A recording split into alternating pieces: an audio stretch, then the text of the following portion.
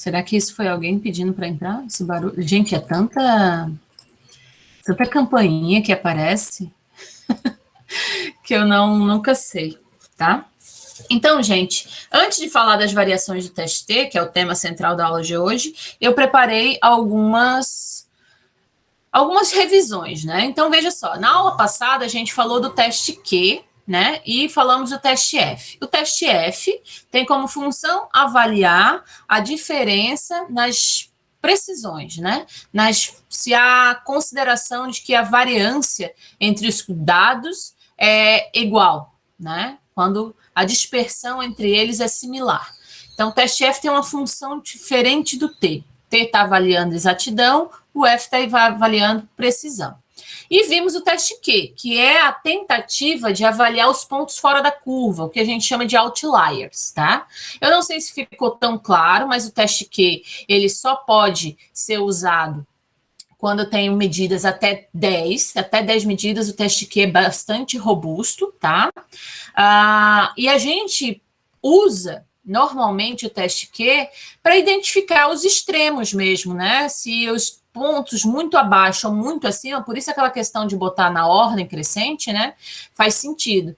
A ideia é sempre olhar quem que está se comportando dentro da dispersão como um outlier, né? Então aqui até botei esse exemplo. Deixa eu ativar a caneta aqui. Eu botei esse exemplo, onde eu estivesse tomando medidas de volume 12.2, 12.15, 12.13, 13.14, 12.12. Poxa, esse é o único valor que está diferente dos demais. Gente, o erro grosseiro, o outlier, pode ser uma olhada no celular no momento errado, pode ser uma anotação que eu fiz distraidamente de forma errada, tá? Isso é o ponto fora da reta. E às vezes confiar, nem sempre eu consigo voltar no caminho de forma fidedigna, né? Então, veja, aqui uma das opções que eu tenho, até a pessoa ter anotado errado, isso aqui era 12.14 e ela anotou 13.14, mas como eu não posso voltar no tempo e ter certezas, e de repente o equipamento não registra, porque isso aqui era uma vidraria, eu estava na bancada acompanhando, é só o meu olho e minha memória, né? Eu posso fazer o teste só para avaliar e ter um critério estatístico para eliminar isso aqui, né? Então, muitas vezes o que eu vejo na prática de laboratório é as pessoas desconfiarem de si mesmas. Eu acho que aqui eu atendi o celular, aconteceu alguma coisa, e ela tira por si só e passa a ter uma dispersão, em vez de 5, com 4 medidas, tá? Não é o ideal. O ideal é a gente ter uma noção estatística. Mas se eu tenho certeza de que pode ter sido eu mesmo, não tem problema, tá? Então, só fazendo uma revisãozinha, o teste Q considera essa razão, esse quociente, né? Que é sempre acompanhar o valor que eu quero avaliar, que vai ser o mais baixo ou mais alto da sequência, com o valor vizinho, dividido pelo intervalo do maior e do menor valor. Esse Q calculado vai ser sempre comparado com o Q crítico, de uma tabela que vai de 1 até 10 observações, para diferentes graus de confiabilidade, né?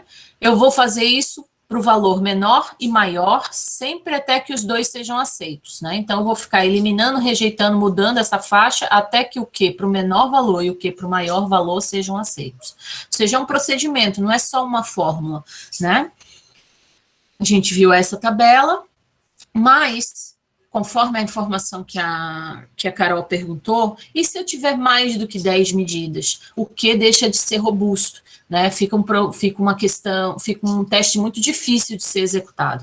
Esse foi um exemplo que eu dei para vocês numa aula, acho que foi a quarta ou terceira, né, que falavam de 20 titulações de ácido acético, né, no vinagre, e eu tenho aqui uma série de medidas. Veja, eu tenho medidas que vão de, a gente já tinha visto isso, é o 3,50 ao 4. Agora tem alguém pedindo.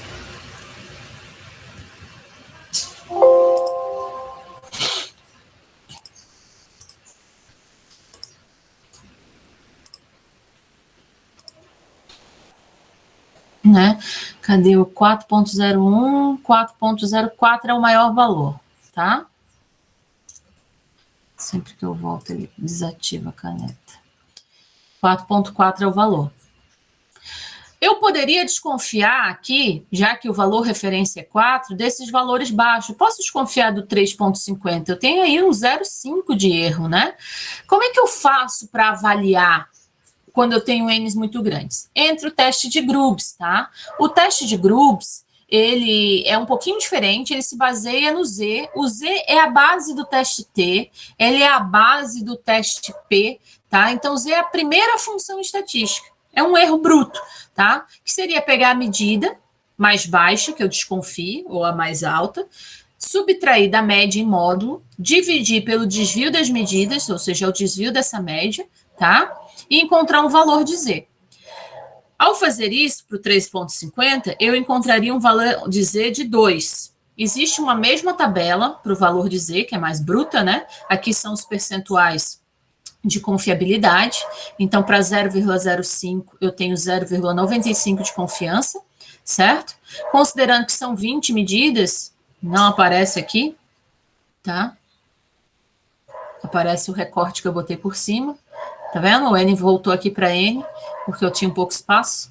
O Z seria de 2,557, tá? Ou seja, o meu Z calculado, de novo, é menor do que o Z crítico, para 95% de confiança, ou seja, o alfa de 0,05, eu posso dizer que com alguma certeza estatística, 95% de estatística, o 3,50 não precisa ou não tem critério estatístico para ser rejeitado, tá?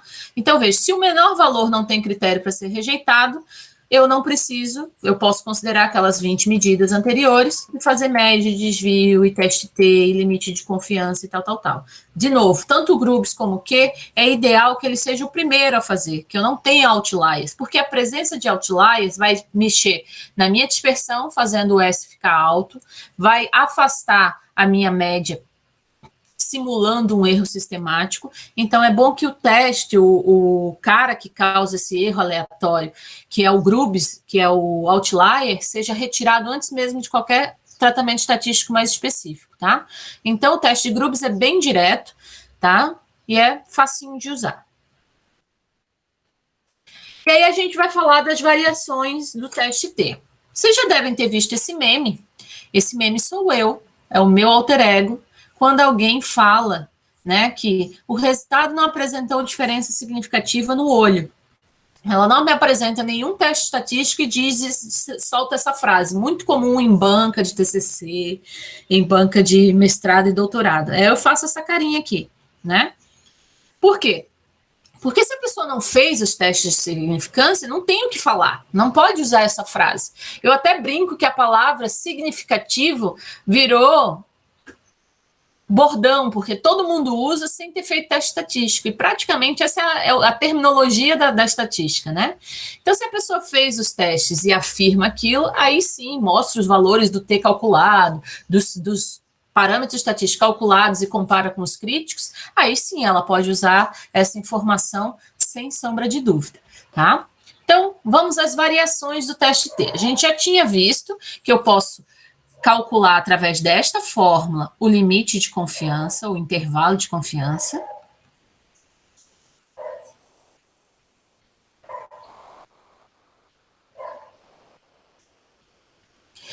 E que, reformulando esta mesma fórmula, eu consigo calcular o T.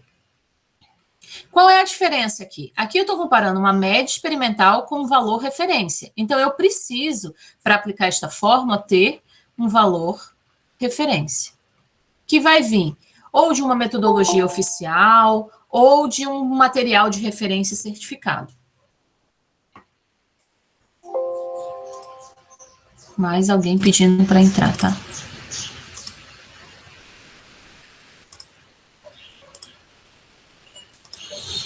Se eu não tenho valor de referência certificada, e esse valor de referência, gente, está muito mais associado ao que a gente chama de material de referência certificada. Lembra que eu falei para vocês que existem pessoas que se dedicam a vender e tratar estatisticamente uma série de amostras de matrizes diferentes que consigo comprar. Existe, como eu falei ainda o sonho da professora que vos fala de comprar 5 gramas de uma poeira certificada, que vem com todos os metais e compostos orgânicos, estabelecido valor com critério estatístico, média, mais ou menos um desvio, que é R$11.000, 5 gramas de poeira, poeira dessa que foi varrida em algum lugar do mundo, foi distribuída para uma série de laboratórios, né, depois de passar por acerto de tamanho de partícula, né, faz todo esse processo de preparo, distribui para 200, 150 laboratórios no mundo,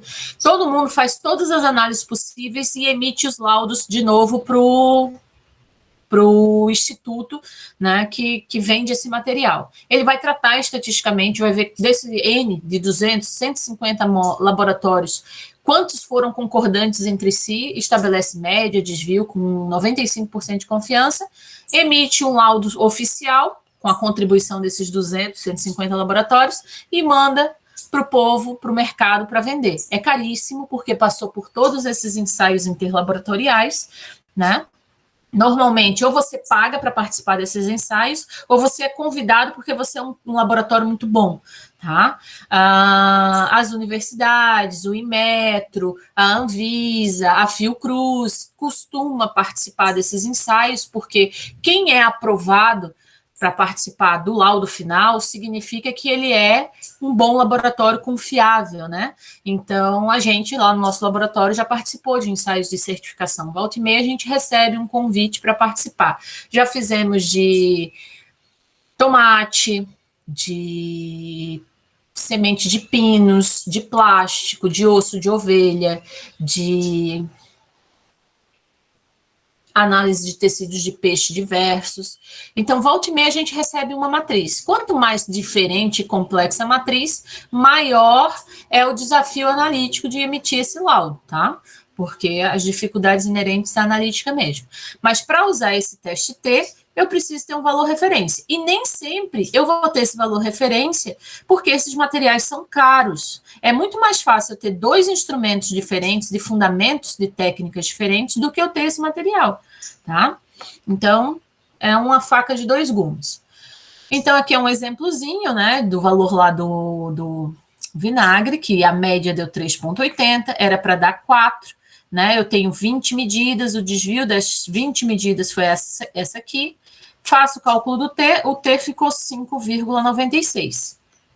Lembrando que eu tenho que comparar com o T tabelado, né?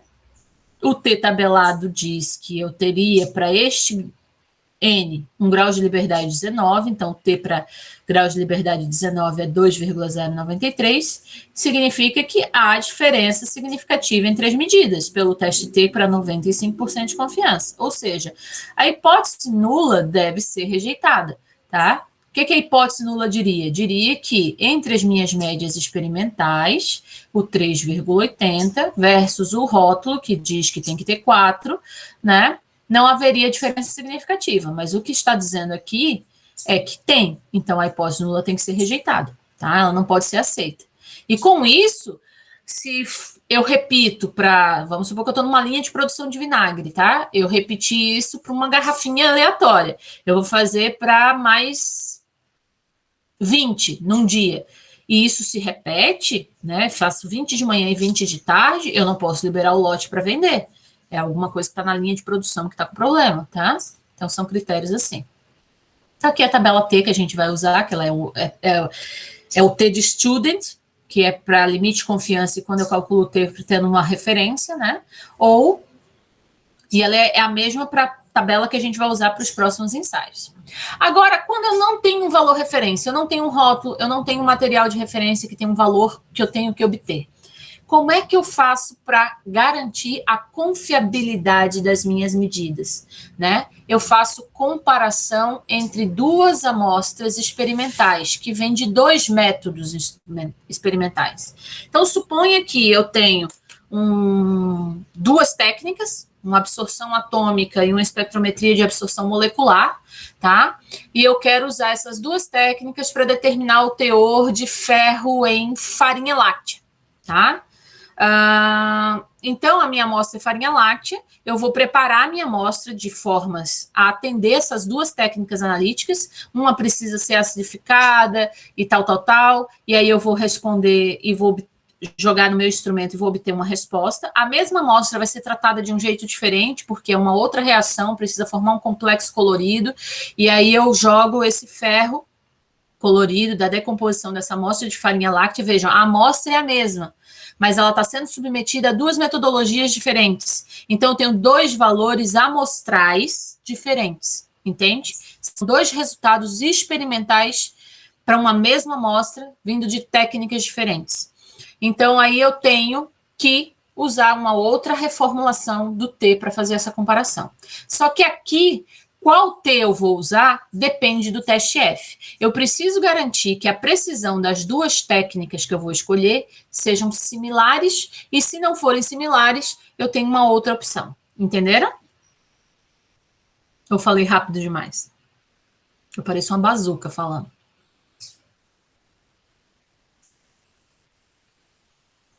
Devo entender o silêncio como ok? Carol, me ajuda. Ok,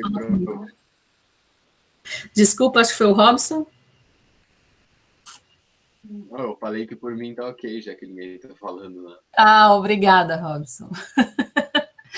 Então, né, a gente sempre vai agora. Prof, não fui eu não que falei. Foi o Felipe. Tá. Desculpa, Felipe. É que eu não vejo vocês, eu estou tentando identificar os sons das vozes.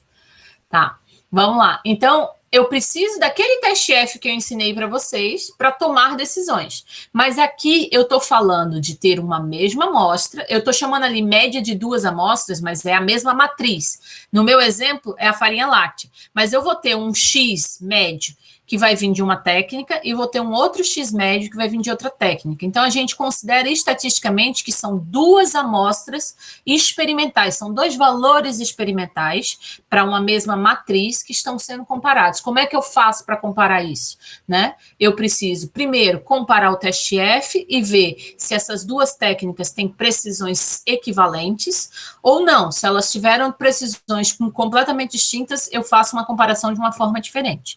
Tá? Então, a gente vai usar o teste F, né? A gente vai considerar a variação das variâncias das duas amostras, os dois valores experimentais, em relação aos quadrados dos desvios padrões. De novo, fica em cima quem tem a maior variância, não importa se foi o método mais sensível, mais preciso. Claro, considerando os fatores estatísticos, sim, vai ser o que tem, na verdade, é o que tem menos precisão, é o que tem o maior valor de desvio, para que o F fique um valor inteiro grande, para ser comparado com a tabela, né? A gente parte de que também posso tratar como uma hipótese nula, né? A hipótese nula é de que os dois métodos tenham equivalências nas variâncias, aí a hipótese nula pode ser aceita. Caso não seja observado que a hipótese nula seja aceita, ou seja, os dois métodos têm variâncias não equivalentes ou diferentes, a gente diz que a hipótese nula deve ser rejeitada. É só uma terminologia que eu vou começar a usar porque eu já expliquei o teste de hipótese para vocês, tá? Então, de novo, aqui a tabela F, onde eu tenho os graus de liberdade do numerador sendo comparado com os graus de liberdade do denominador, e esse é um recorte, tá? Então, ela é mais completa que isso. Ela não pula do 10 para o 12. Tem o 11, tem o 12, tem o 13, 14, 15, até o 20. Mas esse aqui é um recortezinho, é uma tabela que está no SCUG. E aí, a gente chega às variações do teste S. Do teste T. Quando eu quero comparar duas amostras experimentais de uma mesma matriz, eu aplico o teste F e vejo se eles são equivalentes. Sendo equivalentes, o teste T considera a análise e obtenção de um desvio combinado, que a gente chama de S combinado, que é a raiz do desvio do método 1 ao quadrado multiplicado pelos graus de liberdade do método 1. Por que minha canetinha travou? Somado ao desvio do método 2 ao quadrado, multiplicado pelo grau de liberdade do método 2, e dividido pelo grau de liberdade da comparação, que considera o número de medidas do método 1 mais o número de medidas do método 2 menos 2. Então, gente, o graus de liberdade, inclusive para a escolha do T crítico, é esse aqui. Número de medidas do método 1 mais número de medidas do método 2 subtraído de 2. Por que subtraído de 2? Porque eu tenho uma possibilidade de erro de um método com uma possibilidade de erro do outro método, tá? Então, o grau de liberdade já faz essa consideração. Para, então, eu calcular o T. Como eu não tenho μ, não tenho valor verdadeiro, o T vai se basear na diferença entre as duas médias experimentais, dividido pelo S combinado que foi calculado, que multiplica esta raiz. Esta raiz considera o somatório do número de medidas dividido pela multiplicação do número de medidas, dos dois métodos. Parece difícil, mas não é, tá? É bem simples. Calculando esse T por esta nova fórmula, que é bem diferente da outra, escolhendo o T crítico com esse grau de liberdade, de novo, se o T calculado for menor do que o T crítico, a hipótese nula é aceita. O que aqui significa isso? Não há diferença significativa entre os dois métodos, tá? Se o T calculado for maior do que o T crítico, a hipótese nula é rejeitada e significa que há diferença significativa entre os dois métodos, tá? Basicamente é isso. Há diferença significativa entre os dois métodos a nível de exatidão, tá? E aí eu tenho um problema. Eu posso não confiar em um dos métodos, eu posso ter que escolher um segundo método para poder garantir a minha metodologia. O que a gente quer é sempre que não haja diferença significativa. Havendo, eu tenho que rever e voltar para a bancada, tá? Então, aqui eu tenho um exemplo. Meu Deus.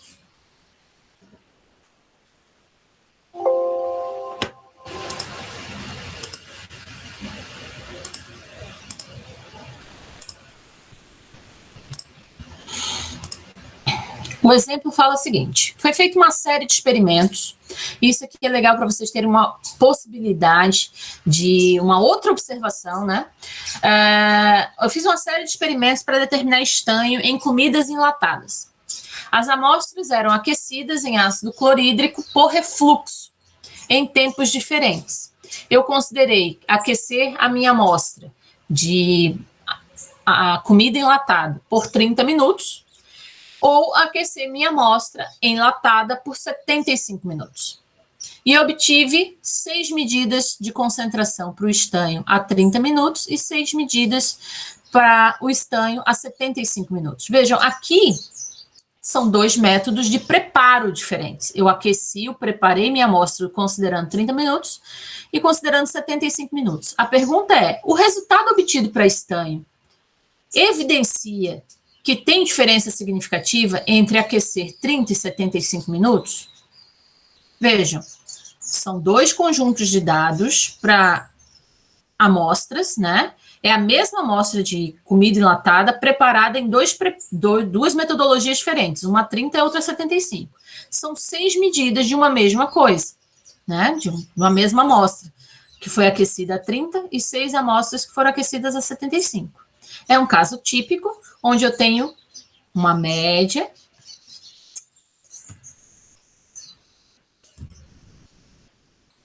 aqui eu vou ter uma média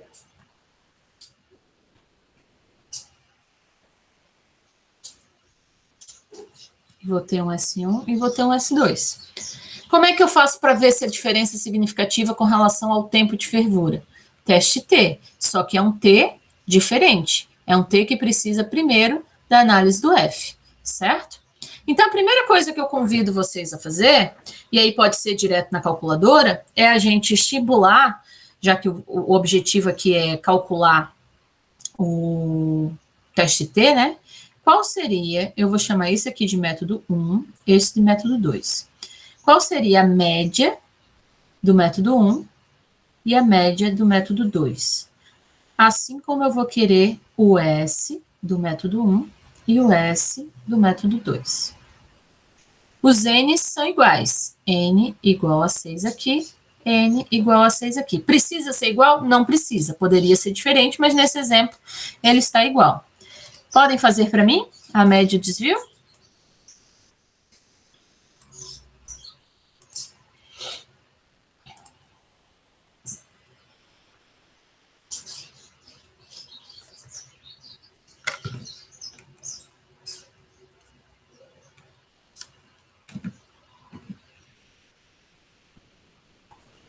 A média do método 2 dá 57,8.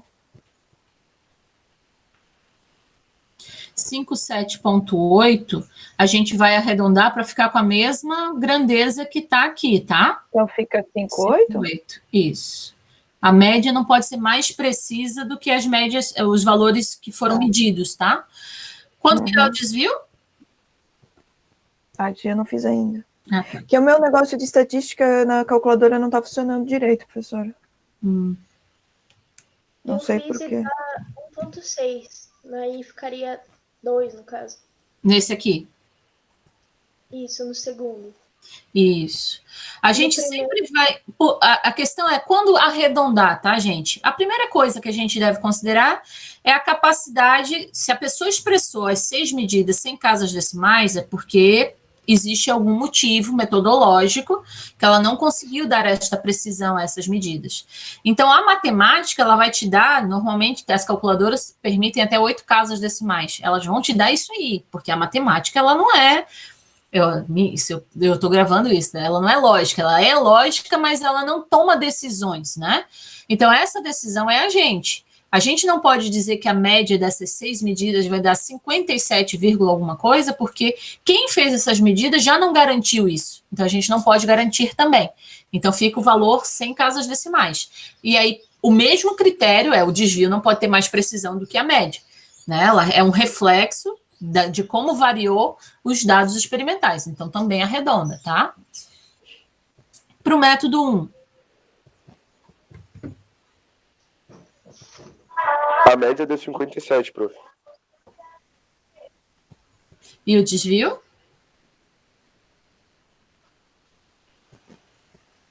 Desvio eu não fiz ainda, mas estou fazendo aqui. Eu fiz e deu 2 também. 2.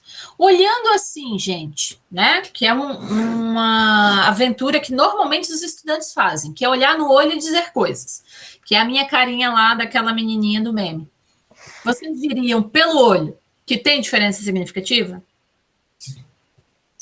Não. Não, Não, tem né? diferença. Exato. Aparentemente, no olho, eu estou dizendo que não. Pô, um deu 58, o outro deu 57, o mesmo desvio. Sei não, acho que não vai dar nada, tá? Mas a minha crítica é mostra que não tem nada. Não é só no olho, né? Existe matemática para isso, então mostra. Então a primeira coisa que a gente vai fazer é o F. O F, por coincidência, aqui vai dar exatamente 1, né? Porque vai ser 2 ao quadrado sobre 2 ao quadrado. O F crítico seria 5 com 5, deixa eu pegar lá a tabela, e eu dei para vocês, mas seria essa aqui. Seria esse valor aqui, ó. Né? Eu tenho 6 medidas nos 2 métodos, então o grau de liberdade é 5, n-1, que ficou em cima de quem ficou embaixo. Cruzando os dois dados, 5,5. 0,5. Então, 1 é menor do que 5,05. Não há diferença significativa nas precisões dos 2 métodos, certo?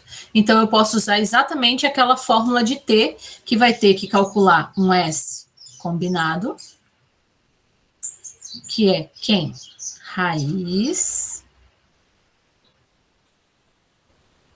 de S1 ao quadrado, que multiplica N1 menos 1, mais S2 ao quadrado, que multiplica N2 menos 1, dividido por N1 mais N2 menos 2. Como é que vai ficar isso aqui? Vai ficar 2 ao quadrado, que multiplica 5, mais 2 ao quadrado, que multiplica 5, sobre 6 mais 6 menos 2. Quanto que dá esse S combinado, por favor? Oh, meu Deus.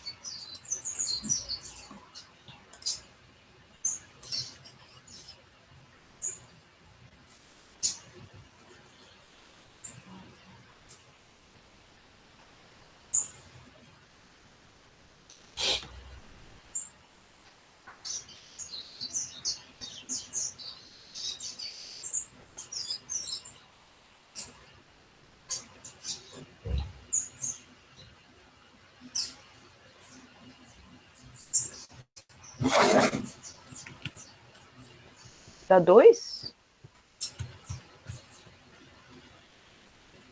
O meu deu 4. O meu deu 2. É que tira a Tira raiz essa do raiz 4. quadrada, Robson. Isso. Ai, que burro. Tá, isso deu 2. Dá 2 o S combinado, tá? Ok, falta ainda calcular o teste T. Por isso que eu vou ter um slide branco aqui para mim. O T é x médio 1 menos x médio 2 sobre S combinado, que multiplica N1 mais N2 sobre N1 vezes N2. Sendo assim, relembrem para mim quanto que deu o x1 e o x2? 57 menos 58. 58. Dividido, S combinado deu 2. Raiz de 6 mais 6, dividido por 6 vezes 6. Quanto que dá o T calculado?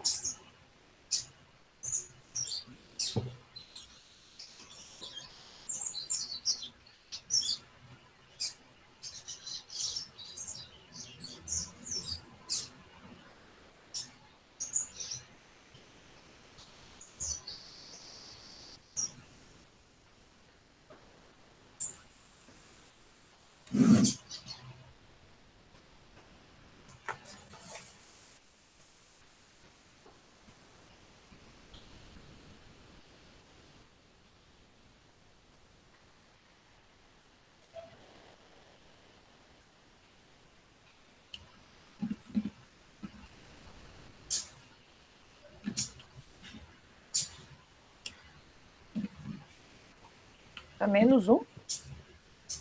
Eu fiz direito.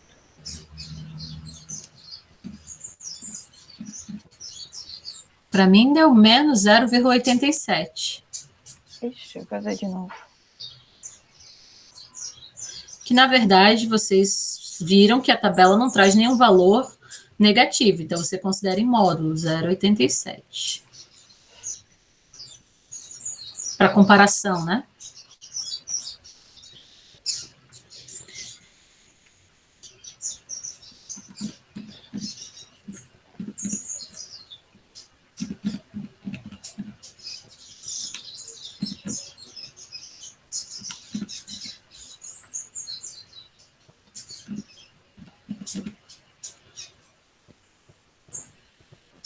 Enquanto vocês calculam aí, eu vou atrás do T calculado, T crítico. O T crítico lá vai considerar o grau de liberdade de 6 medidas somado a 6 medidas menos 2, ou seja, 12 menos 2 que dá 10. Para 95% de confiança, eu estou falando deste valor aqui, 2,23.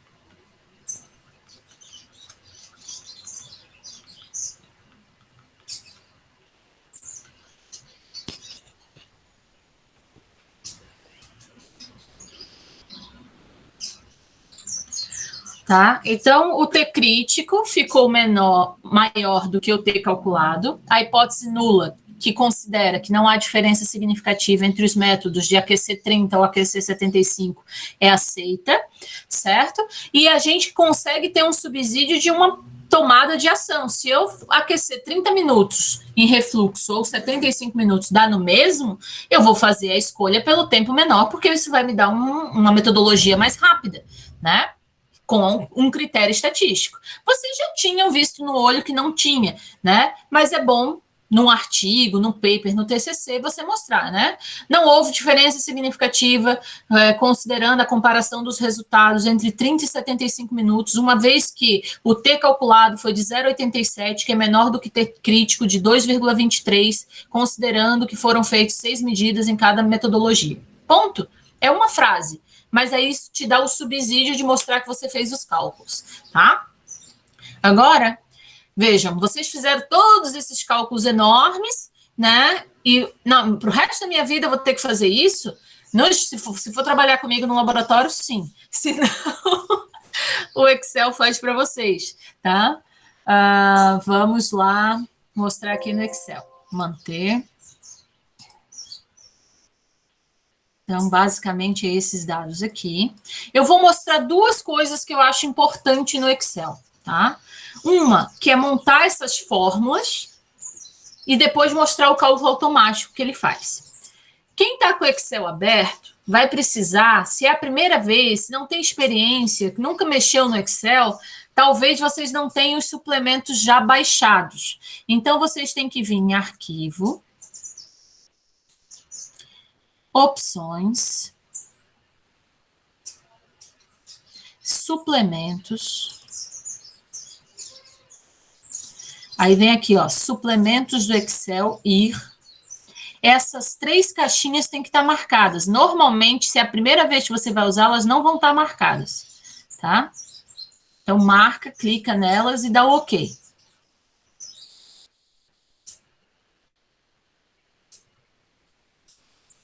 Com isso, eu crio aqui em dados essas duas opções, ó. Se eu clicar aqui, análise de dados, ele aparece uma janelinha com tudo que a gente está aprendendo na disciplina. A nova, que a gente vai ver na P2, com análise de correlação, variância, teste F, o teste T, as variações dele, o teste Z, o teste Z ele faz, perdão, gente, eu não lembrava. A regressão que a gente vai usar, tá? Então, vejam, ele consegue ter tudo isso, mas precisa baixar essa suplementação, senão ele não aparece isso aqui. Querem que eu espere? Um minutinho, meu computador é lento. Tranquilo. Eu só vou pular. Ô, prof. Oi. Tu vai disponibilizar esse vídeo depois do Moodle? Vou. Ah, tá, é que eu tô sem meu computador agora. Aí eu vou fazer isso depois. Obrigado. Imagina. Deixa eu ver se dá para botar aqui. Tá. Só não dá para arrastar esse.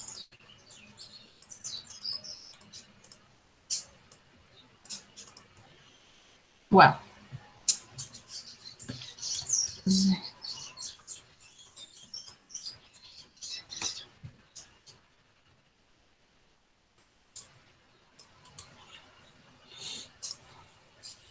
Eu só colei as fórmulas aqui, porque eu também vou ensinar vocês a montarem equações no Excel, tá? Vou mostrar as duas coisas.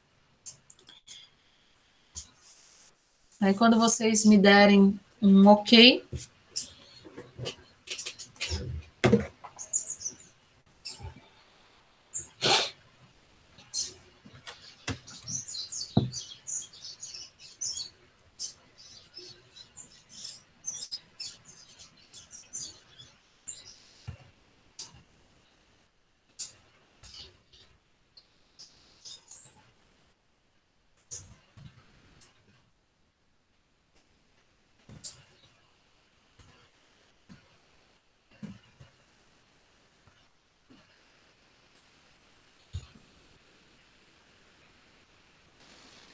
Quando eu abro arquivos, não está aparecendo opções.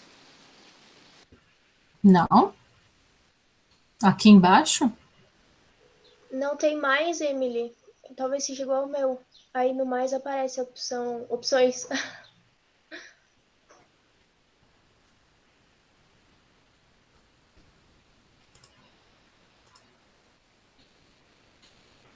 No mais apareceu, Emily? Tô vendo aqui, eu coloquei pra mais. Deixa eu ver aqui.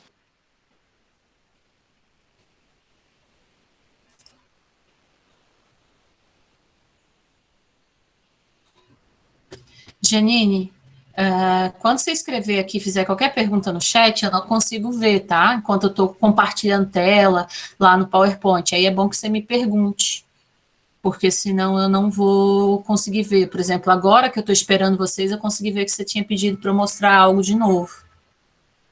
E aí agora eu não sei dizer o que era.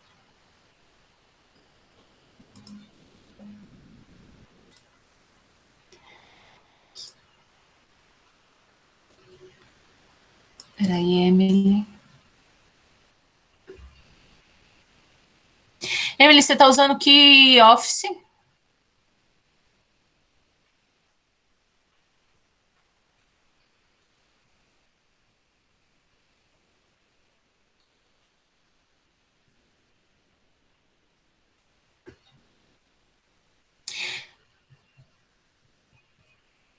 Primeiro abre uma planilha.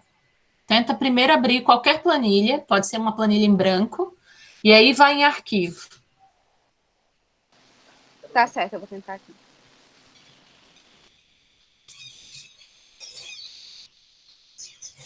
Ele tem que considerar que você já está trabalhando numa planilha ou vai trabalhar.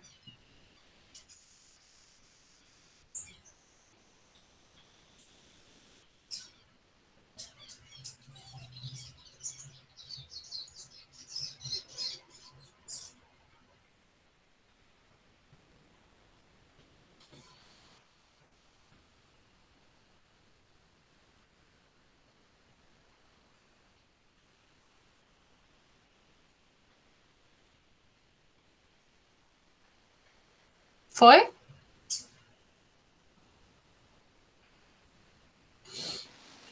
Não, prof, pode ir falando aí que eu vou tentar fazer depois, se eu vou assistir a aula de novo. Tá bom. Também a gente pode marcar um horário só para eu tirar as tuas dúvidas, tá? Tá certo. Fiz, ok. Então, gente, vai precisar do análise de dados depois. Vamos tentar montar essa fórmula, né? Que considera raiz dessa soma, que é a soma de vários produtos dividido por essa soma, né? Vamos montar isso aqui. A importância de montar fórmulas em Excel vem de considerar o uso correto dos parênteses. Se você não usa a separação em parênteses para separar as operações, ele até vai dizer para você que tem um erro de sintaxe, tá? Então, a gente cria uma fórmula sempre iniciando com igual, né? A função primeira que a gente quer aqui é raiz. Eu vou escrever a função raiz. Abre parênteses. Vou abrir outro parênteses, considerando que é um parênteses para essa divisão, que vou considerar o parênteses da soma de cima, tá? Então, veja, ele vai criando parênteses, não sei se vocês estão vendo, com corzinhas, tá? Então, vamos lá. Agora eu vou simular. Primeiro eu tenho que fazer a média e o desvio, tá? Para os dois aqui. Deixa eu criar uma coluna aqui. Inserir.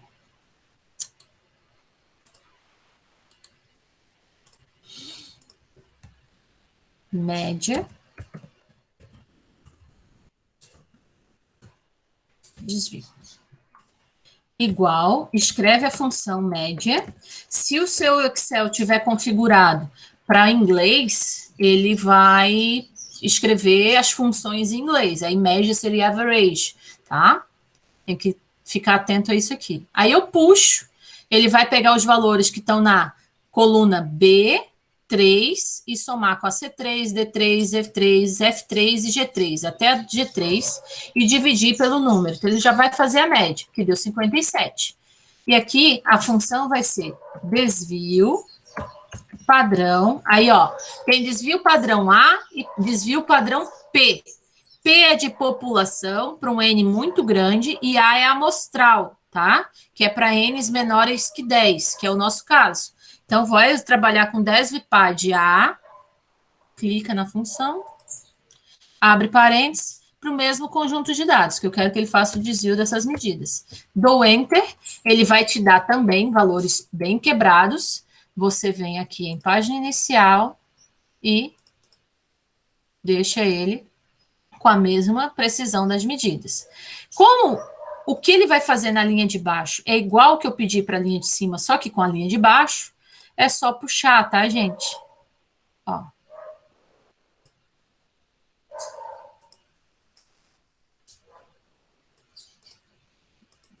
Essa figura ficou bem em cima. Eu não estou conseguindo puxar porque ela está ali.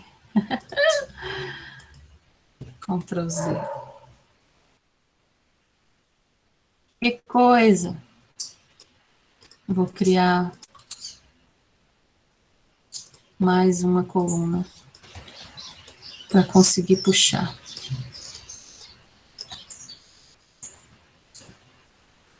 Agora eu consigo, tá?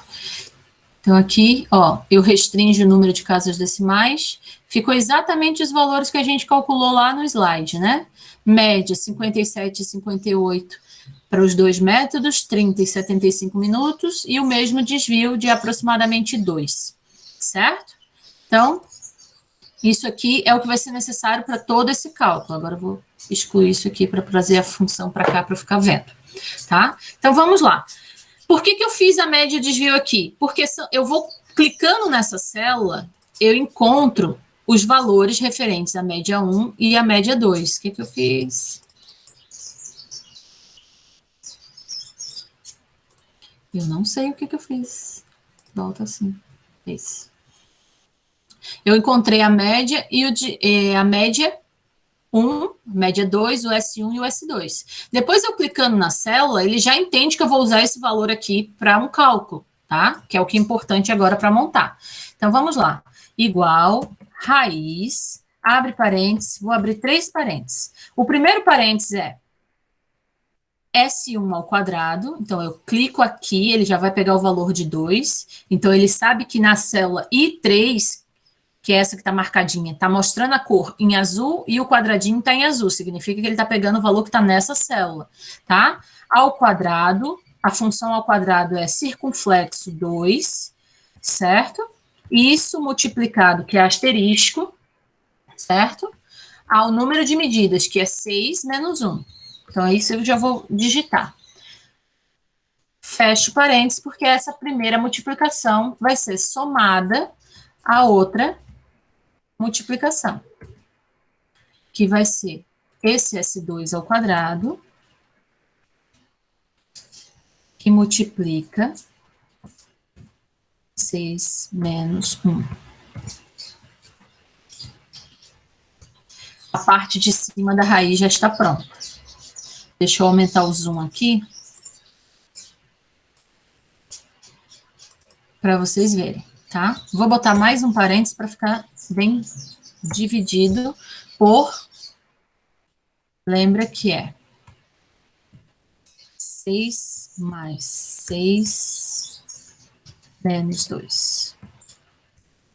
Fecha parênteses. Então, veja, tem um parênteses preto, que fecha toda a raiz, o parênteses vermelho, que neste primeiro momento está associado a este aqui, tá?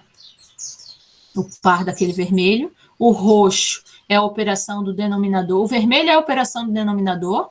O roxo é os das multiplicações. O verde são dessas multiplicações aqui de dentro, tá? Na verdade, o roxo é da soma. Essa soma aqui. Então, o S combinado deu 0,4850. Não, tem alguma coisa errada na minha fórmula. Porque tem que dar 2, né? A gente já tinha calculado.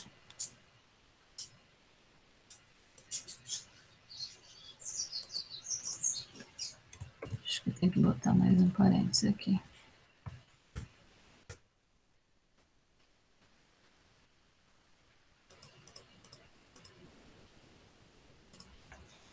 tá? Era um parênteses que estava faltando e ele entendeu, vamos voltar aqui, estava faltando mais um parênteses aqui, e eu não sei como é que ele entendeu a fórmula sem o parênteses, mas estava dando 0,48, e a gente já tinha visto que o S combinado dava 2, então eu já vi que tinha erro. E aí o T calculado vai ser, como é que é a fórmula? X médio, esse, menos esse, dividido por o S combinado, que multiplica raiz de 6 mais 6. Vou abrir outro parênteses aqui. 6 mais 6 dividido por 6 vezes 6. Vejam que cada operaçãozinha desta fórmula aqui, eu estou botando em parênteses, porque a raiz é do todo. Então, eu abro a função raiz, abro um grande parênteses para isso aqui, que considera a divisão disso aqui sobre isso aqui, tá? Então, eu preciso fazer as separações por raiz, por parênteses, senão ele não vai entender. Certo? 0,8811. Que no meu caso eu tinha encontrado 0,87. É isso? Deve ter alguma coisa de arredondamento aqui. Mas eles deram da mesma grandeza. Tudo bem, gente? Aí, de novo, aqui eu montei as fórmulas, eu calculei, né? Eu vou comparar esse T aqui com o da tabela. Se eu quiser fazer o automático, que é esse aqui, análise de dados, eu primeiro tenho que fazer o quê? O teste F, né? Eu nem tinha feito o teste F aqui para vocês. Ato falho. Então, a primeira coisa é fazer o teste F. Clica ali em teste F, ele vai perguntar quem é a variável 1 e quem é a variável 2. O software, ele não entende ele automático quem é. Você tem que dizer qual é o conjunto de dados que ficou com a maior variabilidade, como sendo a variável 1, e o que ficou com a menor variabilidade como variável 2, tá? Ele não consegue automaticamente ver quem é o maior. Então, isso é uma falha do Excel. Mas aqui as variabilidades ficaram iguais, né? Os dois S ficaram iguais. Então, aqui não seria um grande problema. Então, eu vou botar o intervalo, que é as medidas brutas, em cima, e do método 75 embaixo. Ele amarra com esse cifrão aqui. O alfa está de 0,05, então ele vai fazer isso para 95%.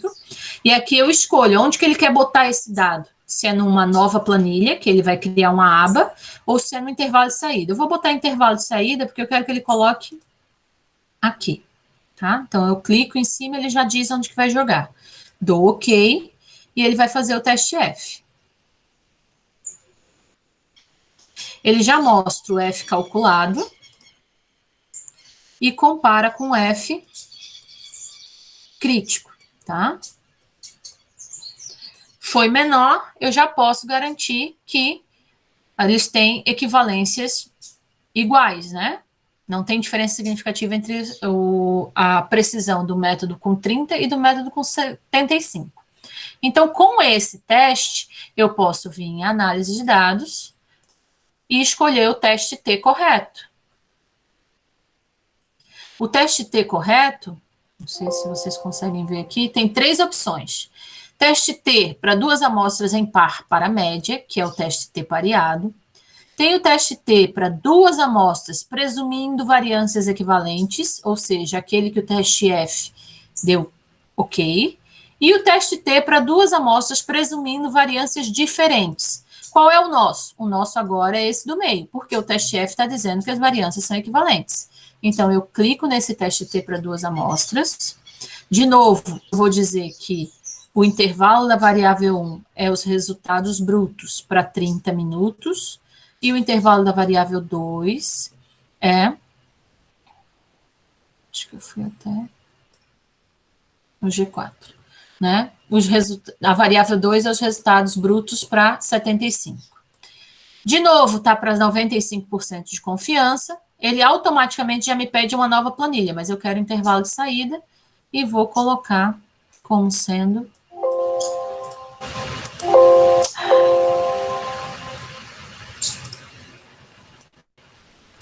aqui embaixo.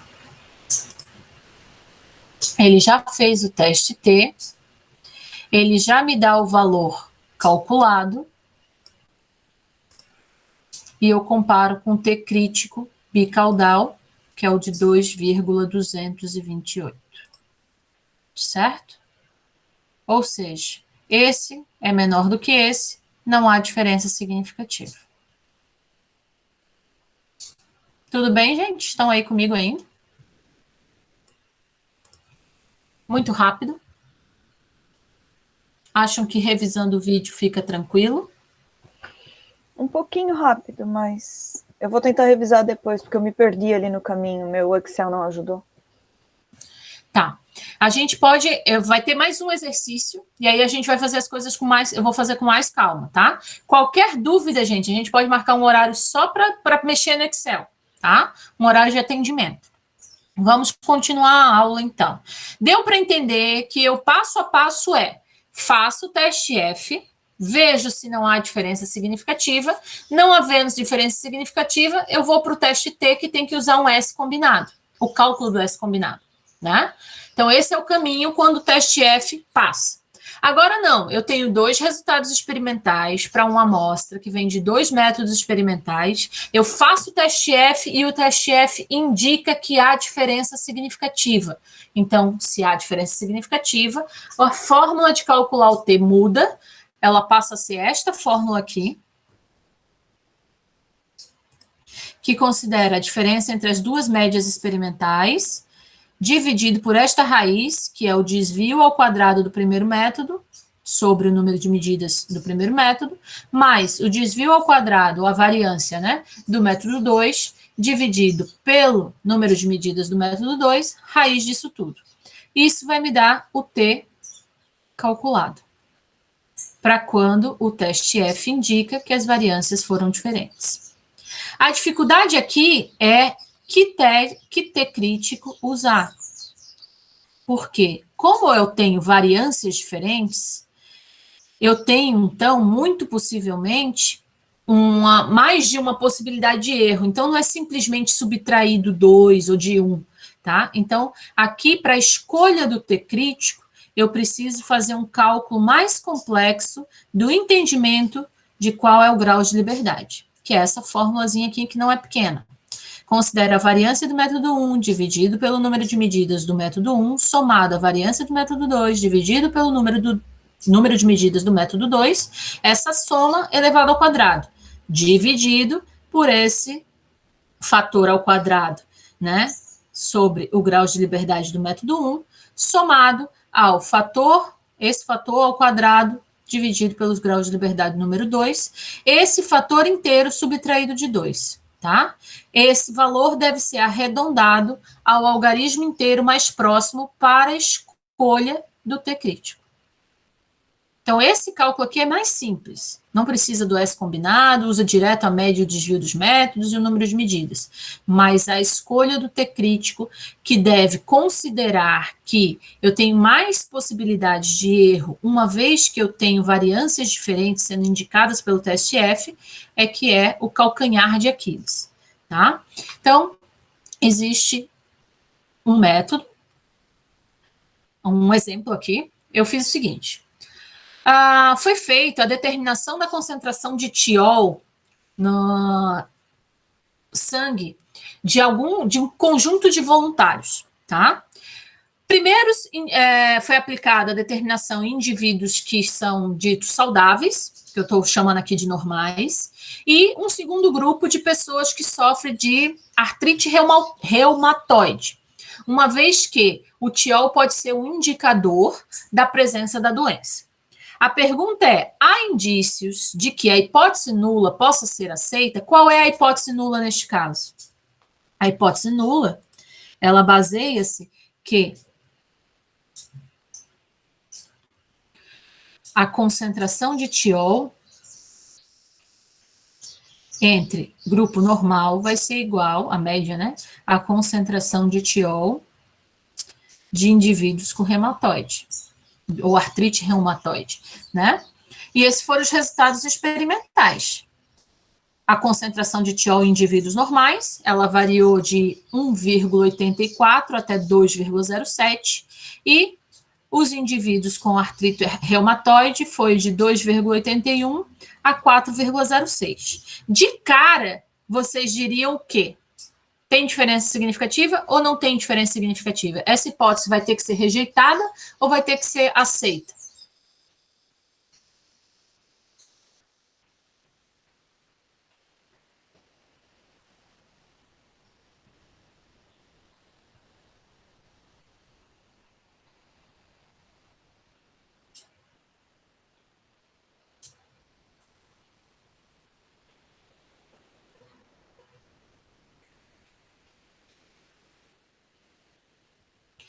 Bem, como ninguém me respondeu, eu vou pedir que vocês calculem, considerando essas concentrações de tiol, qual é a concentração média de tiol dos indivíduos normais, qual a concentração média de tiol dos indivíduos com artrite reumatoide e o desvio médio dessas duas informações, nesses dois conjuntos de dados. Considerando que aqui eu tenho um N de 1, 2, 3, 4, 5, 6, 7 medidas, e no outro caso eu tenho um N de 6 medidas. Ou seja, não precisa, em momento nenhum, os dois métodos têm que ter N iguais, tá? No outro exemplo também não precisava ser igual. Eu aqui tinha um exemplo que eram iguais.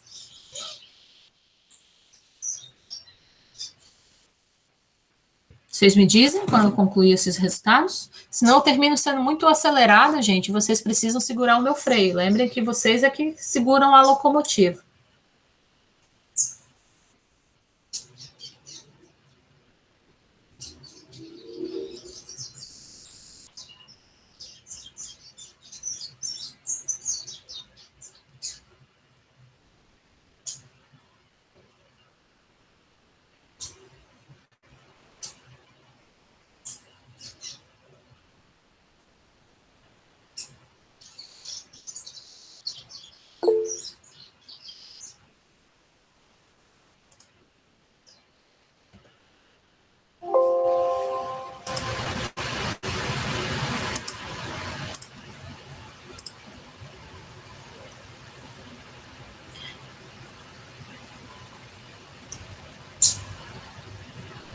Tranquilo.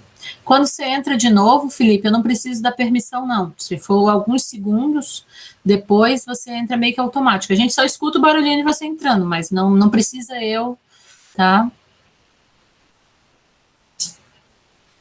Pedindo, dando permissão. Vocês estão fazendo os cálculos, gente? Sim. A minha média da primeira normal deu 1,92 e do reumatoide deu 3,5. 1,92. E o outro dá 3,46, 465 e arredonda para 3,5, certo? Não, aí representa com duas casas decimais conforme as medidas. Aí fica 3,46, então. Tá? A gente sempre vai expressar a média conforme as medidas. Aí agora eu preciso dos desvios. Ok. Vou calcular.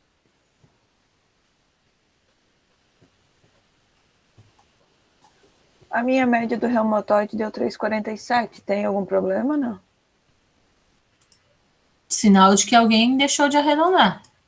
É 3,47 ou 3,46? Vocês têm que me dizer, porque eu não estou fazendo, né? O Excel fez 3,47. Então vamos botar que é 3,47. Porque se não é essas pequenas diferenças que deu ali 0,87 e deu 0,86 no 88 no Excel, né? Tudo as pequenas diferenças que a gente enxergar vão ser arredondamentos. Arredondamento é muito importante, tá, gente? Que a gente faça o mais correto possível, tome as decisões corretas aqui, expressar com duas casas decimais após a vírgula, porque a própria medida está me dizendo isso, então significa que o algarismo significativo é o segundo ali depois da casa da vírgula. Então vamos respeitar isso. Professora, no Excel, eu uso desvio médio ou desvio padrão de amostra? Desvio padrão. Ah, tá. Desvio padrão A, tá? Porque é um N pequeno. Uhum. O desvio P, desvio padrão P, é só para N's muito grandes, 50, 100 amostras, que nunca a gente vai ter essa realidade em laboratório, tá? Então, para a gente é sempre desvio padrão A.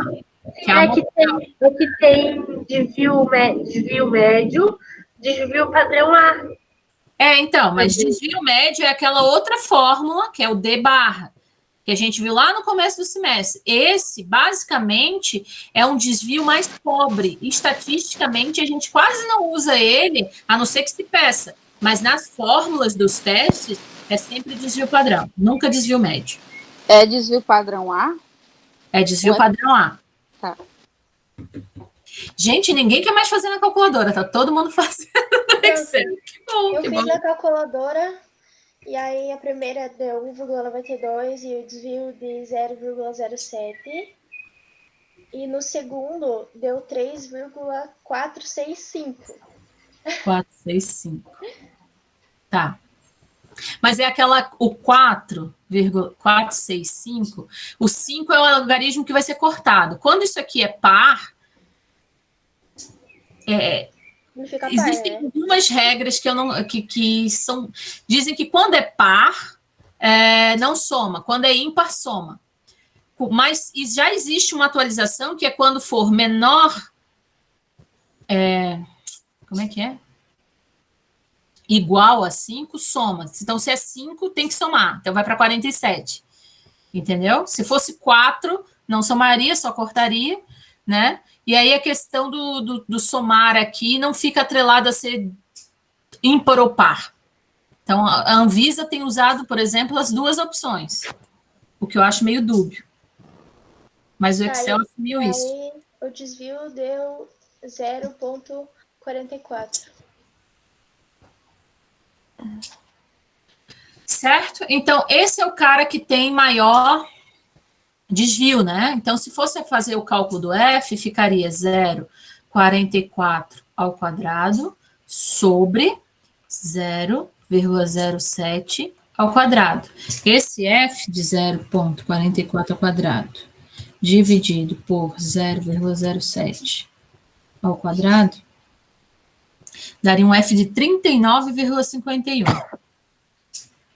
Nem precisa procurar, talvez para um artigo, para um TCC, você procuraria o F calculado, mas a gente viu que a tabela F são valores pequenos, esse F está enorme, comparativamente aos valores tabelados. Então, eu mesmo sem saber, eu estou vendo que o F calculado é maior do que um F crítico. Eu não sei ainda qual é o valor do F crítico. Posso ir lá, olhar na tabela. Né? Então, tá aqui. O grau de liberdade de quem ficou em cima foi 4. Não, foi 5. E o grau de liberdade de quem ficou embaixo foi 6. É 4,39 o valor.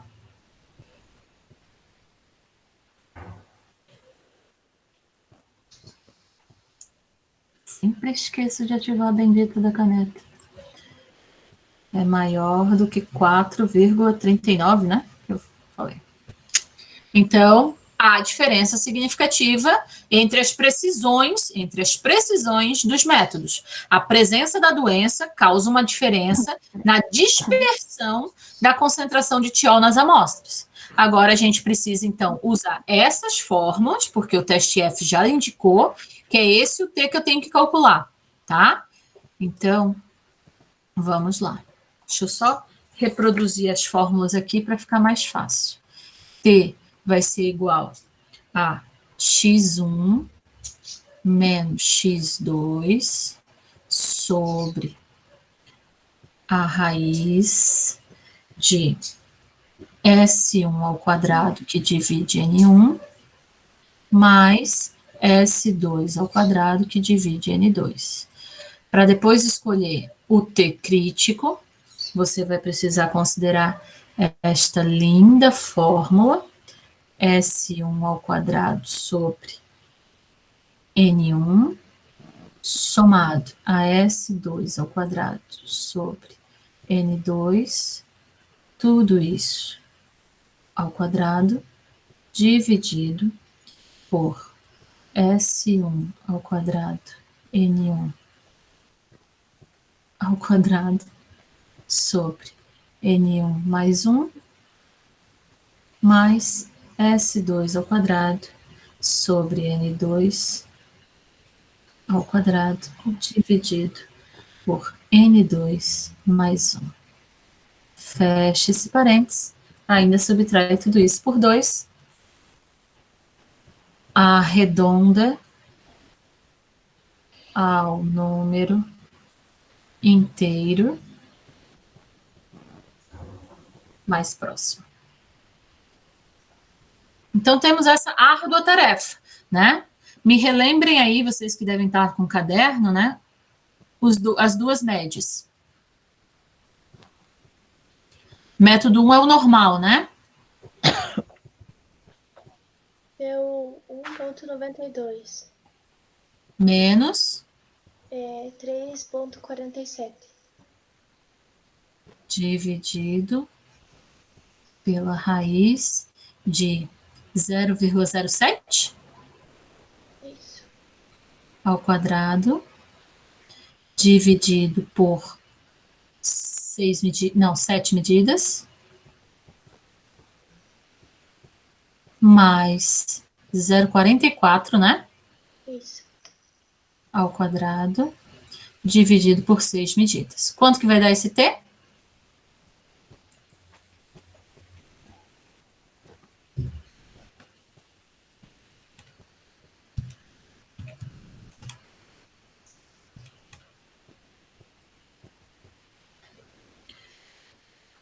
Menos 1,55, 0,07 ao quadrado, dividido por 7, mais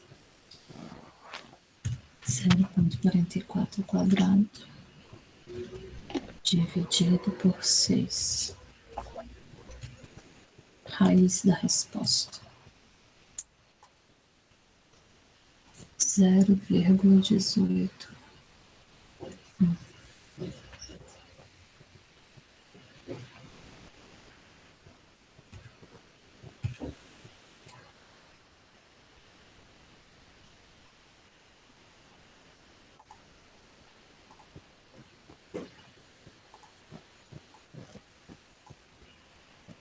Dá negativo, né? Mas eu vou sempre usar o módulo para comparação com a tabela. O meu T deu 8,537.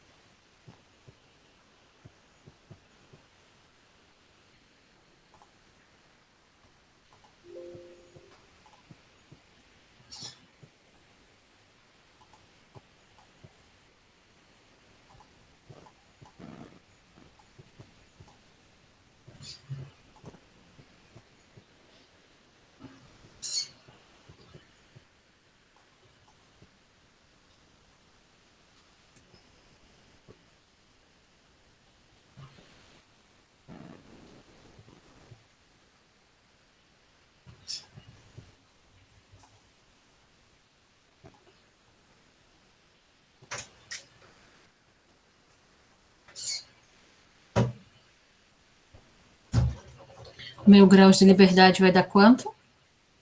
Meu cachorro acabou de abrir a porta do meu quarto. 0,07 ao quadrado dividido por 7 mais 0,44 ao quadrado dividido por 6. Essa soma elevada ao quadrado vai dar 1,09 vezes 10 na menos 3 sobre 0,07 ao quadrado dividido por 7 ao quadrado dividido por 8 .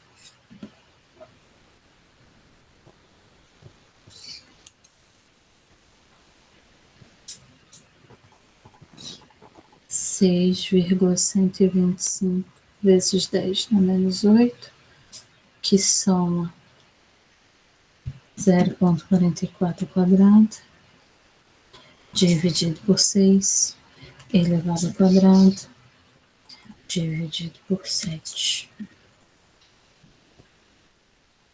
1,49 vezes 10 na menos 4.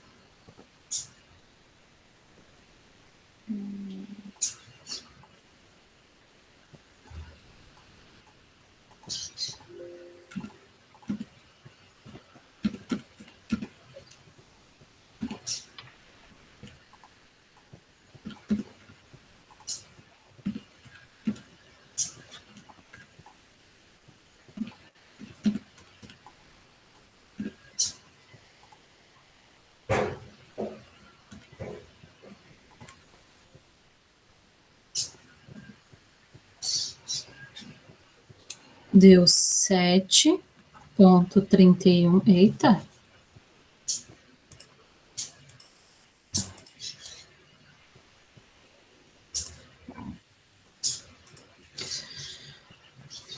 Sete ponto 31 menos 2 vai dar 5,31, que o número inteiro mais próximo é 5. Então, esse é o grau de liberdade global da comparação dos dois métodos. Então, eu vou usar o T para grau de liberdade 5. Então, eu volto lá na tabela T. Para grau de liberdade igual a 5, 2,57 para 95. Então, obviamente, o T calculado vai ser maior do que 2,57, que é o T crítico, para esse grau de liberdade, e há diferença significativa. Então, a resposta é, a hipótese, não há indícios, né, para que a hipótese nula seja aceita. Na verdade, ela deve ser rejeitada. Se quiser fazer uma fórmula, uma letra, uma resposta elegante, né? Vou manter isso aqui. E vamos lá para o Excel. Não é esse, é esse. Então, o exemplo 2 está aqui, os dados estão aqui, eu vou botar a média aqui, média. Aí agora é só puxar para baixo, porque os dados estão na vertical. E o desvio padrão, DESV, PAD, amostral, para esse mesmo conjunto de dados. Então, expressa com 2 casas decimais, fica assim. Por que ele está mudando a letra? Ok. Aqui vai ser a média. E aí eu vou puxar só até onde tem valor, né? Não precisa. Ficou ali um 80, que na verdade é 8. E aqui, igual a 10 PAD. Como eles têm quantidade de dados diferentes, eu não posso só puxar, tá, gente? De um lado para o outro. Lá, nesse exemplo aqui, a quantidade de dados era igual. Então, para repetir a média com os dados de baixo, eu só puxei. Se eu clicar aqui em cima, aparece justamente o intervalo de toda essa linha, né? Ó, ele mesmo mostra, fica marcado, né? Essa foi a linha que ele fez. Eu não posso fazer isso aqui, puxar essa média para o lado, porque senão ele pegaria esse valor aqui, tá? Então, por isso que eu não o fiz. Eu digitei a fórmula de novo. São pequenos detalhes que ajudam vocês a não terem problemas, né? Como aqui eu tenho uma medida menos, se eu só puxasse para o lado, ele ia considerar essa célula na média e não tem valor aqui. Então, é bom considerar só o que tem valor, tá? A menos... Enfim. Eu simplesmente puxei para o lado para copiar a fórmula e ele ainda assim deu 3,47. É? Talvez porque ele não entendeu, ou entendeu isso aqui, esse asterisco, como alguma coisa. tá? Eu acho que se tivesse colocado 0, ele até entenderia Isso. como N a mais, mas como é asterístico, ele ignora automático. Depende. Já houve Sério? Excel, já houve Excel que, inclusive, dá erro se é um símbolo, né? Tipo um asterístico, um traço, um ND, aí depende. Hoje, e vocês devem estar usando a extensão a UFSC ofereceu, que é o 365, pelo que você acabou de narrar, ele não está entendendo, mas eu já tive problema de ter... O meu não é o da UFSC. O meu... nem lembro qual é. Eu instalei há uns anos atrás, quando eu comprei o pacote do Office inteiro. Na época que eu não morava aqui ainda. É isso que eu queria falar. Tu comprou. Principalmente quando a gente não tem a versão comprada e fica usando essas outras versões que não é legais, dá problema. Eu acho que é até uma forma que eles têm de amarrar para que as pessoas não usem as versões não legais, entendeu? O meu é o pacote Office Home and Student de 2013. Deve ser do Office 2010 ainda, tá? Eu comprei, enfim. Eu comprei o 365 agora para dar aula para vocês. Então, realmente, se eu puxar aqui, ele entende como sendo... Agora, se bota 0, ele baixa, tá vendo? Não pode ter nada na célula. Aí, tudo bem, pode puxar. Aí, volta, tá? Então, tem que ficar atento a essas mudanças. Por isso que eu termino, não custa nada fazer a média com onde tem valor, que é a única chance de não dar erro, independente de que versão do Office você está usando. Então, vamos lá. Médias, desvios, né? Eu tinha que ter um jeito de colar isso com isso. Ctrl C. Tá?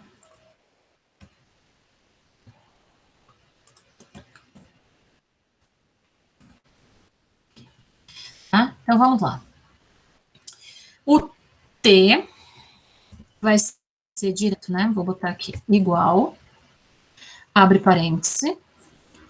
Vou botar, nesse primeiro parêntese, a subtração entre as médias. Então, é essa célula, que é a média primeira, menos essa célula. Fecha o parêntese. Certo? Isso é o que está, esse fator aqui de cima. Dividido, aí agora eu vou botar mais parênteses, tá? Eu vou botar parênteses para escrever a função raiz, vou botar parênteses para fazer essa primeira divisão, mas sendo que esse S ao quadrado, eu vou botar no parênteses. Então, esse S1, chapeuzinho ao quadrado, só para que não haja confusão, dividido por N1. Qual é o N1? É 7. Então, eu posso digitar direto 7. Isso vai ser somado, eu vou botar mais um parênteses, para que a soma seja entendida como uma operação separada. Ó, se a gente clica no lugar errado, ele é muito proativo, tá? Então, eu vou abrir 2 parênteses para o S2 ao quadrado, fecha o parênteses, então fica um parênteses dedicado só a fazer o quadrado, dividido por 6, fecha parênteses, a divisão fica separada num parênteses que vai ser somado com as outras operações. Entenderam o que eu estou fazendo? Eu estou só, deixa eu ver se eu aumento aqui. Não, ok.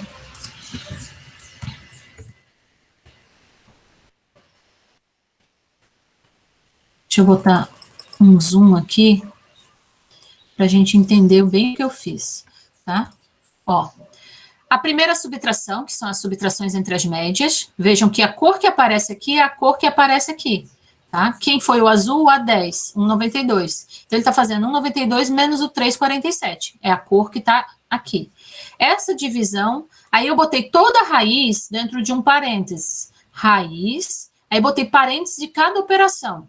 Então, o quadrado fica numa operação para que não seja confundido, para que ele faça primeiro isso, para dividir por 7. Depois dessa divisão, vai ser somada com a outra. Então, os parênteses têm essa função, dizer para a função, né, o que ele deve fazer por etapas.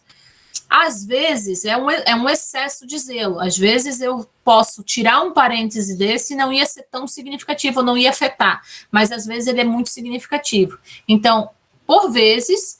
o Excel vai falar para você se tem um erro na função, mas vai ser um erro se faltou fechar algum parênteses, tá? É um erro de sintaxe. Mas se você deixou de posicionar algo, vamos ver só isso aqui. Se eu tiro o parêntese roxo, o que que ele faz?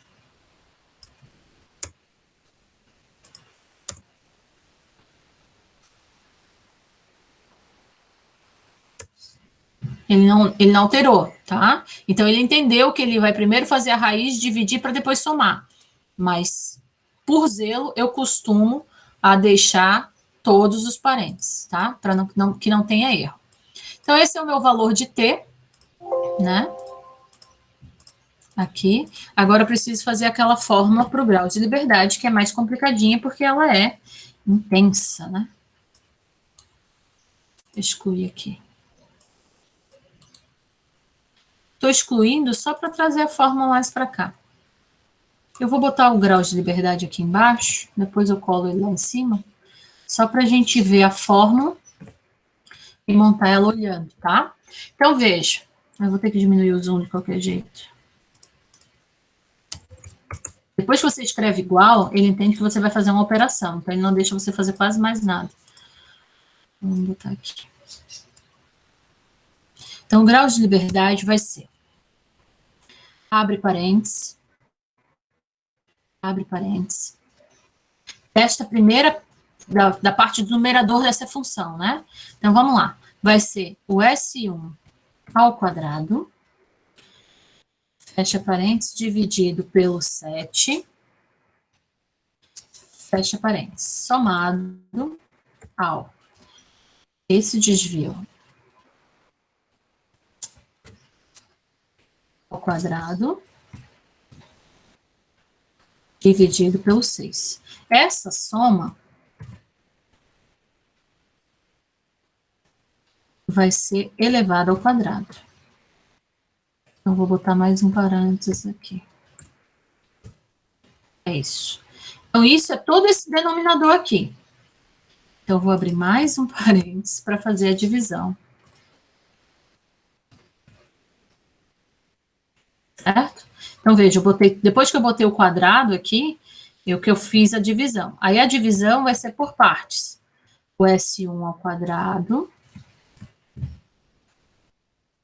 dividido por 7. E agora, essa coisa ao quadrado. Esse termo ao quadrado. Então, eu vou botar mais um parênteses. Para que essa divisão, para que isso seja dividido por 7 mais 1, que é 8. E aí, essa coisa, vou botar mais um parênteses, vai ser somado a, igualmente, 1, 2, 3, 4, esse cara ao quadrado, dividido por 6, isso ao quadrado, fecha, dividido por 7, fecha. Certo? Essa soma, ainda falta um parêntesão.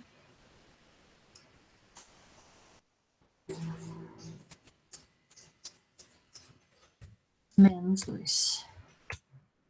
Nossa, viu? Errei alguma coisa, nitidamente. Vamos ver o que eu errei. Professora, ele não faz, o Excel não faz isso sozinho, esse cálculo? O grau de liberdade, não. Depois ele vai fazer o T sozinho, né? Mas eu queria ensinar para vocês a dificuldade que é a gente montar fórmulas, né? Aqui é somado.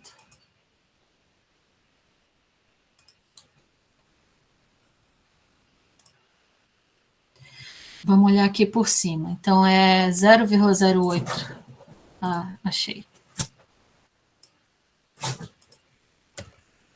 Quadrado.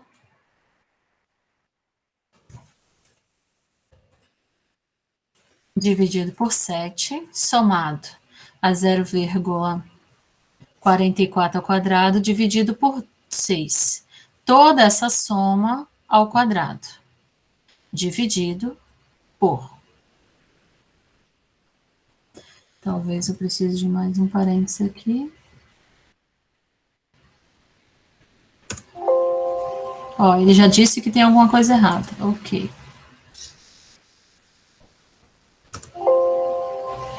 Você digita 1 mais 1, a célula mostra 2. Para contornar isso, um apóstrofo primeiro.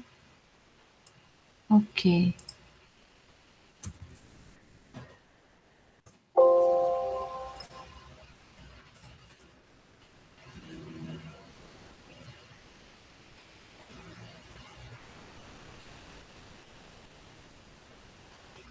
Esse cara ao quadrado, dividido por 7. Toda essa divisão é elevada ao quadrado. Dividido por 8.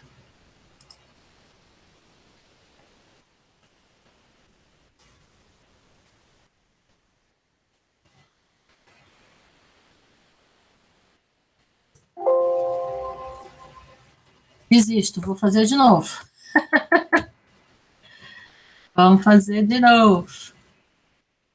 Esse cara ao quadrado, dividido por 7, somado a este cara ao quadrado, dividido por 6. Isso tudo elevado ao quadrado. Fecha parênteses. Fecha parênteses. Isso é o meu numerador. Então, aqui vem uma divisão. Divisão de quem? De esse ao quadrado, dividido por 7. E tudo isso elevado ao quadrado. Fecha parênteses. Esse todo elevado ao quadrado ainda vai ser dividido por 8. Então, tudo isso vem num parênteses. E vai ser somado. Então, essa soma merece um parênteses. Aí vão ter 3 parênteses. 1, 2, 3. Do S2 ao quadrado,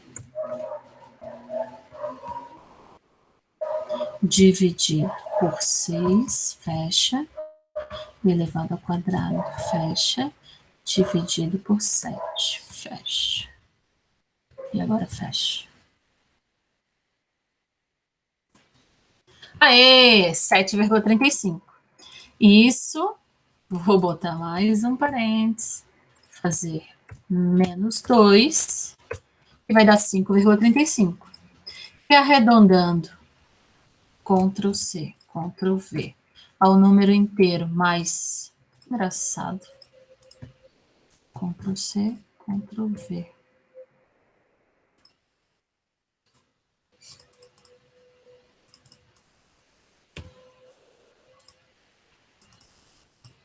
Ó, considerando o número inteiro mais próximo, daria 5. Então, a gente fez as escolhas certas lá no slide. Agora, vamos ver qual seria o caminho automático, né? Que alguém já pediu aí, espero que a pessoa esteja com a paciência ainda de me ouvir. Então, vem dados, análise de dados. Aí, agora é o teste T para 2 amostras, presumindo variâncias diferentes. Para saber se isso aqui, eu vou fazer o teste F antes, ok. Apago, porque ele entendeu os dados anteriores. Vou chamar de variável 1 a que ficou com o S maior. Então, são esses os dados. Sobre a variável 2, que teve o S menor. Para que seja... A variável 1 sempre precisa ser o que vai ficar no numerador, tá? Vou pedir intervalo de saída.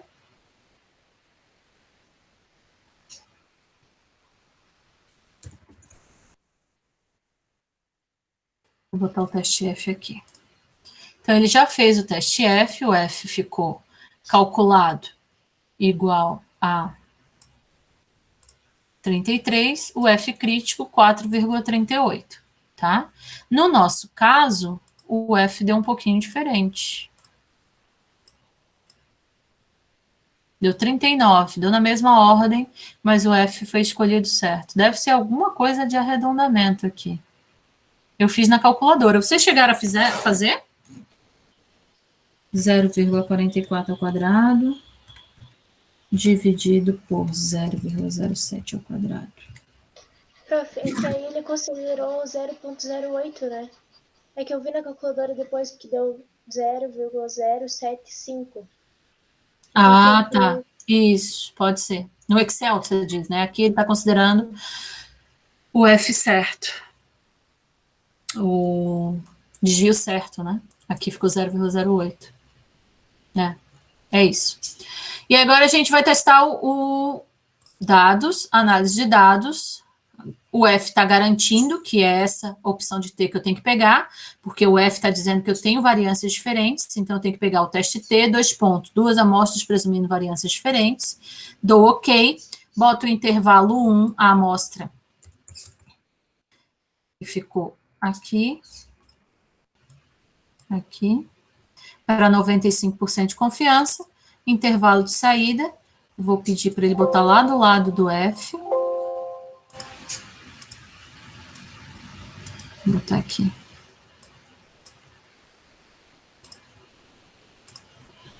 E aí ele fez o teste T, automático, onde ele mostra o valor do T calculado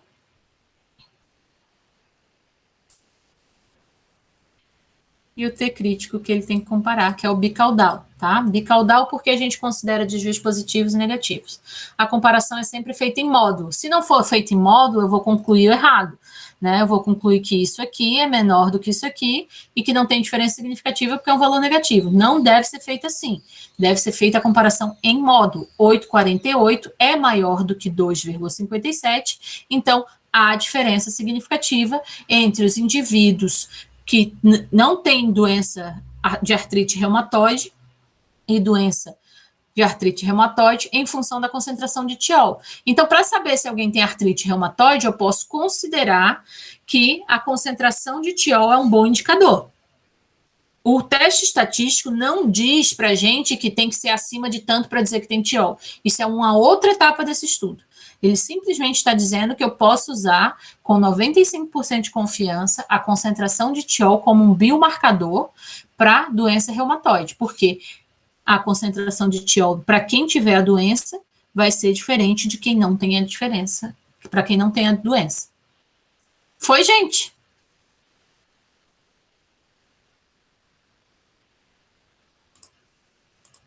Vou parar de gravar. E aí eu respondo as perguntas de vocês. Senão esse vídeo vai ficar